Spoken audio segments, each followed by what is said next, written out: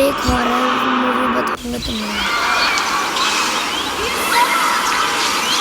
ये कहानी है पश्चिम बंगाल के एक छोटे से गांव में स्थित एक स्कूल की। ये स्कूल एक बड़े से मैदान के बीच में था। हालांकि उस गांव में और भी स्कूल थे, लेकिन इस बॉयज स्कूल में हुई एक घटना के बाद गांव के लोग इस स्कूल के सामने से गुजरने से भी डरने लगे।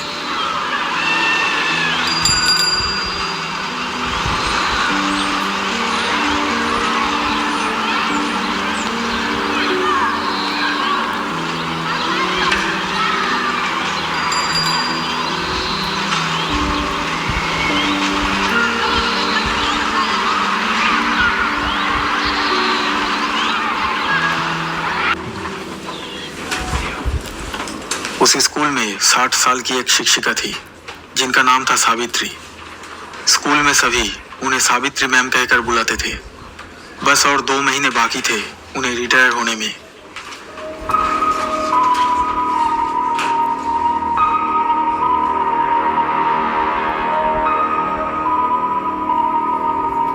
स्कूल के सभी बच्चे सावित्री मैम से बहुत डरते थे क्योंकि वो थोड़ी सी साइको टाइप की थी और ना जाने क्यों वो ज्यादातर समय गुस्से में रहती थी और छोटी छोटी बात पर वो स्टूडेंट्स को बहुत ही कठिन पनिशमेंट देती थी। इसलिए पूरे स्कूल के बच्चे उनसे ज्यादा डरते थे। मैंने जो होमवर्क दिया था वो करके लाए हो तुम सबने? Yes ma'am.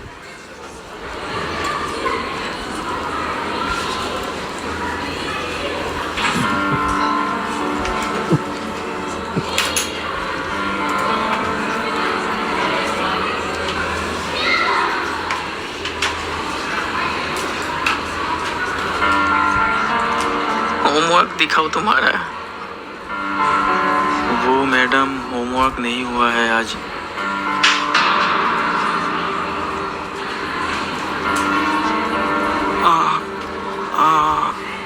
सॉरी मैम, कल मैं होमवर्क करके लाऊंगा मैम। Ma'am sorry. निकल जाओ इस क्लासरूम से, चलो निकलो, नालायक कहीं का। उनके डर से ज्यादातर स्टूडेंट्स स्कूल नहीं आते थे जिस दिन उनकी क्लास रहती थी, लेकिन कुछ स्टूडेंट्स को आना ही पड़ता था क्योंकि सावित्री मैम की क्लास ज्यादा एब्सेंट करने पर वो उस सब्जेक्ट में फेल करवा देगी जिस सब्जेक्ट को वो पढ़ाती थी। लेकिन एक दिन कुछ ऐसा हुआ जिसके बारे में किसी ने सोचा भी नहीं था।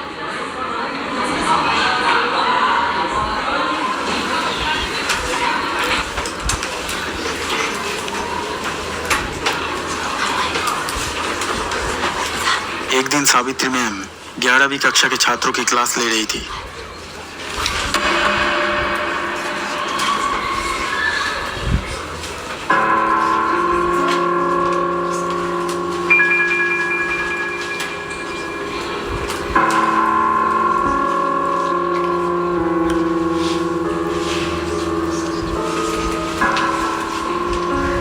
ऐसा करने की हिम्मत किसने की? तुम बताओ, ये कागज की बॉल मुझ पर किसने फेंकी? मुझे नहीं पता मैम। रमेश, तुम बताओ, ये किसने किया? मुझे भी नहीं पता मैम। अच्छा, किसी को कुछ नहीं पता। तुम सब मिलकर मेरे साथ मजाक कर रहे हो। स्कूल के सभी बच्चे मुझसे डरते हैं और इस क्लास में तुम सबने मेरा मजाक उड़ाया। ये किसने किया? बताओ।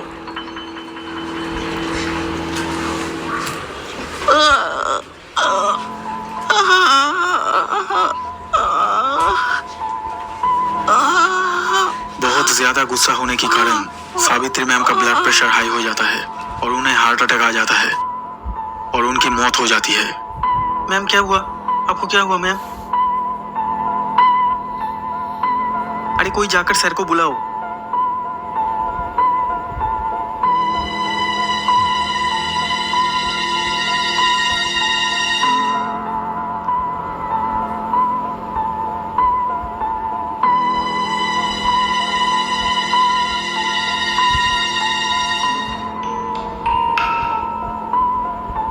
दरअसल उन्हें लगा था कि स्टूडेंट्स उनका मजाक उड़ा रहे हैं और इसलिए वो उस अपमान को बर्दाश्त नहीं कर पाई और उसी दिन से उस शिक्षिका की आत्मा उस स्कूल में भटकने लगी।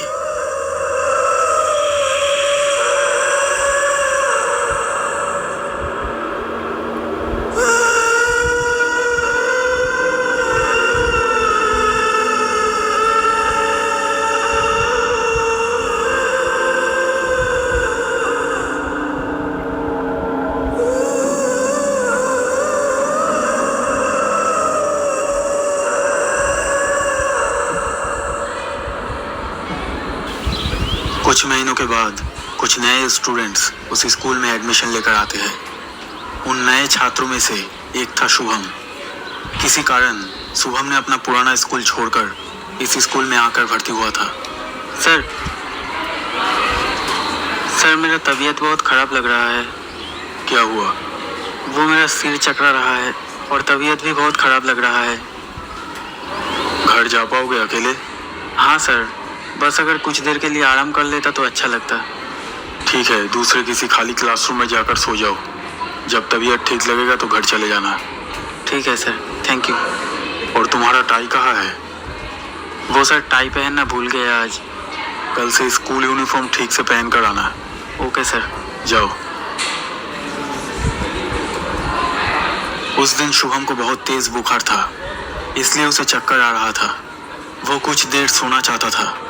शुभम अपना बैग लेता है और उस क्लासरूम से निकलकर किसी दूसरे खाली क्लासरूम में सोने के लिए जाने लगता है।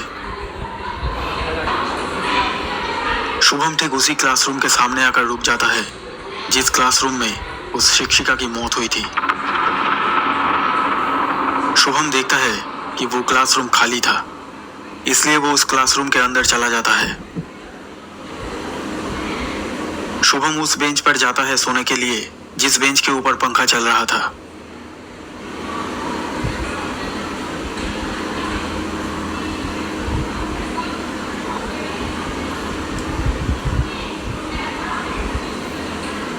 वो बैग पर सिर रखकर सो जाता है।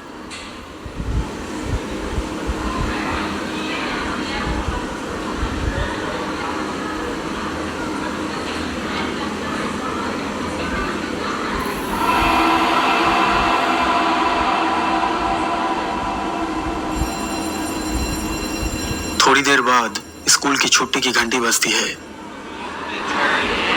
छुट्टी होते ही सभी लड़के और शिक्षक स्कूल से निकलकर अपने अपने घर चले जाते हैं।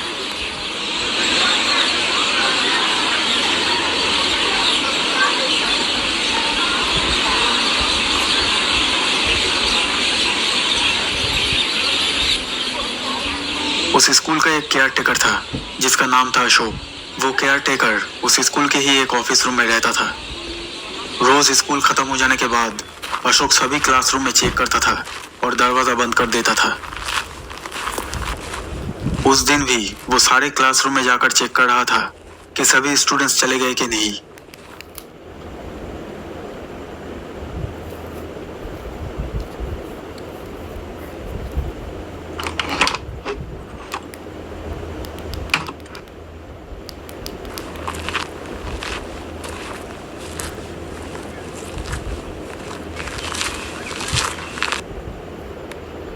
और जब वो उस क्लासरूम में देखने जाता है जिसमें शुभम सो रहा था, तब वो केयरटेकर शुभम को देख नहीं पाता।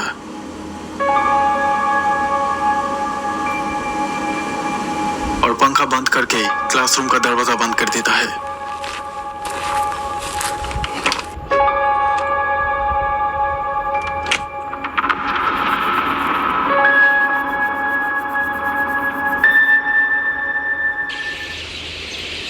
अशोक रोज शाम को अपने दोस्तों के साथ ताश खेलने के लिए जाता था और रात को होटल से खाना लेकर घर लौटता था।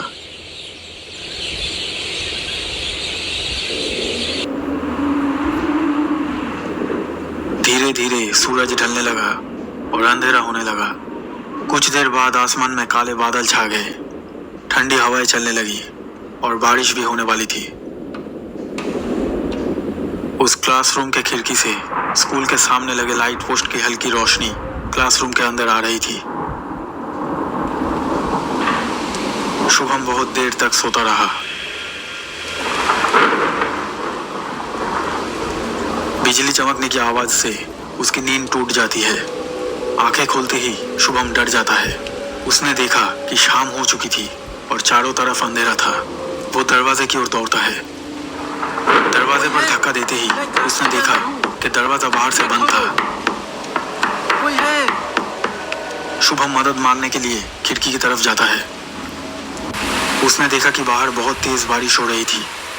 वो मदद के लिए चिल्लाता है, कोई है? लेकिन बारिश के कारण बाहर कोई भी नहीं था। मैं स्कूल के अंदर हूँ, प्लीज गेट खोल दो।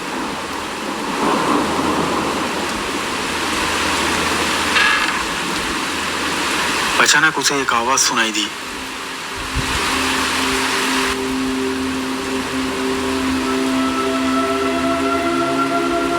दोस्तों, शुभम के साथ अब क्या होने वाला है, ये हम पार्ट 2 में देखेंगे।